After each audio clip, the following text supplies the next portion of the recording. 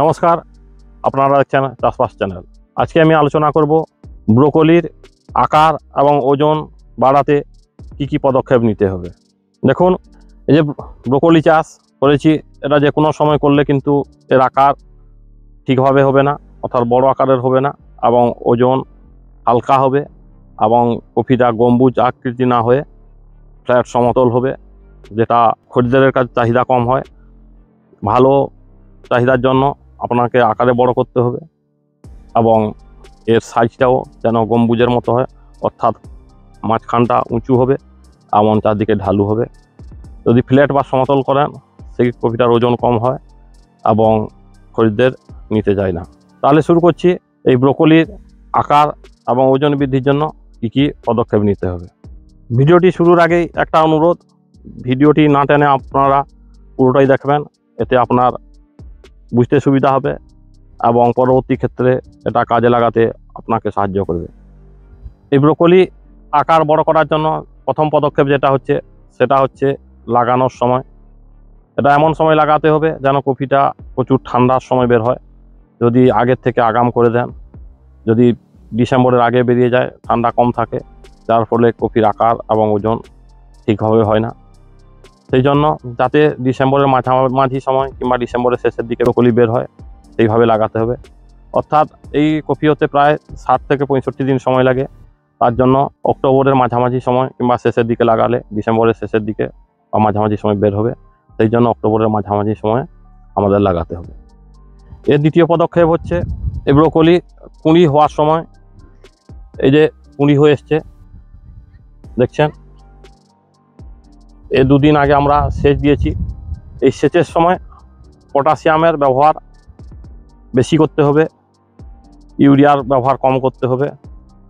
কারণ পটাশিয়াম গাছের সম্পূর্ণ বিকাশে সাহায্য করে, গাছের শিকড় বাকড় বৃদ্ধি করে, গাছের যে হরমোনগুলো থাকে সেগুলোকে ত্বরান্বিত করে, যার ফলে মাটির মধ্যে থাকা বিভিন্ন পুষ্টি উপাদান জাইলেমের মাধ্যমে গ্রহণ করে এবং পাতায় সেগুলো খাদ্য তৈরি করে ফ্লোয়েমের মাধ্যমে সারা শরীরে ছড়িয়ে দেয়, যার ফলে আপনার এই ব্রোকলিটা আকার বৃদ্ধি হবে এবং ওজনও বেশি হবে।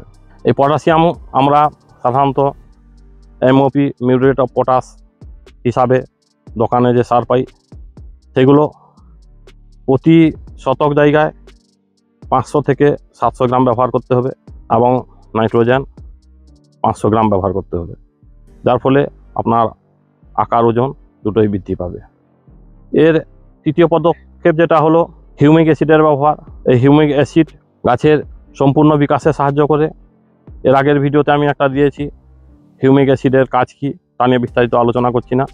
মাটিতে সেচ দেওয়ার 2 থেকে 3 দিন পর, যখন মাটির আর্দ্রতা ভালো থাকবে, সেই সময় আপনার হিউমিক অ্যাসিড স্প্রে করতে হবে। এর চতুর্থ পদক্ষেপ যেটা হচ্ছে, দেখুন প্রতিটি গাছে অসংখ্য এই যে শাখা প্রশাখা বেরিয়ে আছে, এই প্রত্যেকটা শাখা প্রশাখা এই সময় কিংবা কুঁড়ির ঠিক আগের সময় আপনাদের ভেঙে ফেলতে হবে। কারণ এই প্রত্যেকটা শাখা প্রশাখা থেকে অসংখ্য ছোট ছোট ব্রোকলি ফুল হবে, সেগুলো গাছ থেকে, ওই একই গাছ থেকে খাদ্য সংগ্রহ করবে। একটা গাছে অনেকগুলো ব্রোকলি হওয়ার ফলে কী হবে, আপনার যে ম্যান ব্রোকলিটা, অর্থাৎ এই যে এটা হচ্ছে মূল ব্রোকলি, এর বৃদ্ধি এবং ওজন ঠিকভাবে হবে না। এর জন্য প্রত্যেকটার কাছে দেখছেন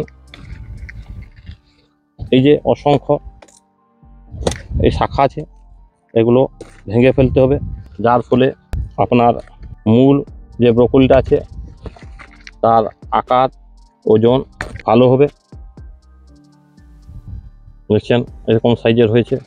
এগুলো আর একটু আগের থেকে, অর্থাৎ কুঁড়ি হওয়ার ঠিক আগের সময় ভেঙে দিলে ভালো হয়, কারণ এখনও ভেঙে দিলে মোটামুটি হবে। এতদিন পর্যন্ত গাছের খাবার এই শাখা পোশাগুলো নিচ্ছিল। ব্রোকলির আকার ও ওজন বৃদ্ধির চতুর্থ পদক্ষেপ হচ্ছে আপনাকে সঠিক সময় বোরন ব্যবহার করতে হবে। কারণ বোরন হচ্ছে উদ্ভিদের একটি অপরিহার্য উপাদান। এই বোরনের অভাবে অনেক সময় গাছের পাতা হলুদ হয়ে যায়, হলুদ হয়ে গেলে ক্লোরোফিল নষ্ট হয়ে যায়, যার অভাবে গাছ খাদ্য তৈরি করতে পারে না, যার ফলে আপনার যে ব্রোকলিটা হবে ওর আকার ঠিকভাবে হবে না। এছাড়া ফুল ফোটাতে যে হরমোন দরকার হয়, বোরনের অভাবে তা নষ্ট হয়ে গেলে ফুলটার বিকাশ ঠিকভাবে হয় না।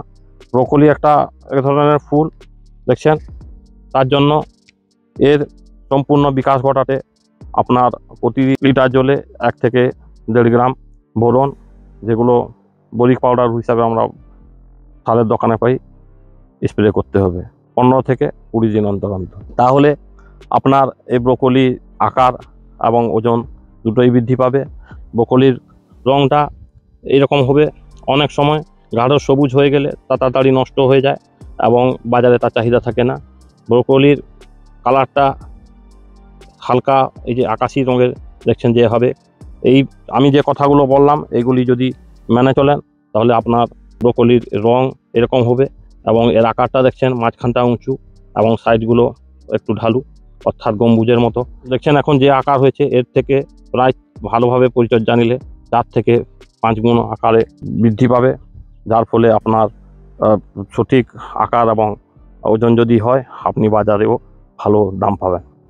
এর আগের ভিডিওতে আমি আলোচনা করেছি জৈব পদ্ধতিতে বিভিন্ন রঙিন কফি চাষ, সেটা কীভাবে পরিচর্যা করেছি তা দেখে নিতে পারেন। যেহেতু জৈব পদ্ধতিতে করেছি তার জন্য আমি এটা ঘরের তৈরি জৈব কীটনাশক ব্যবহার করি, যেটা হচ্ছে নিম পাতার রস এবং কাঁচা হলুদের রস।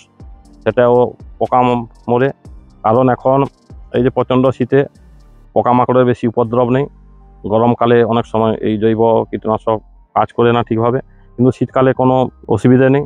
আপনারা এই নিম পাতার রস এবং কাঁচা হলুদের রস একসঙ্গে মিশ্রণ করে স্প্রে করলে যে পোকামাকড় সাধারণত হয় সেগুলো মরে যাবে। তাহলে জৈব পদ্ধতিতে বিভিন্ন কফি, লাল, হলুদ ফুলকপি এবং ব্রোকলি এবং বেগুনি রঙের বাঁধাকপির চাষ নিয়ে ভিডিওটি আলোচনা করলাম। তা কেমন লাগলো আপনারা কমেন্ট বক্সে অবশ্যই কমেন্ট করে জানাবেন। যদি ভালো লাগে ভিডিওটিকে লাইক ও শেয়ার করবেন এবং আমার চ্যানেলের সঙ্গে যুক্ত থাকতে হলে চ্যানেলটিকে সাবস্ক্রাইব করে বেল আইকনটিকে অল করে দিবেন। ধন্যবাদ।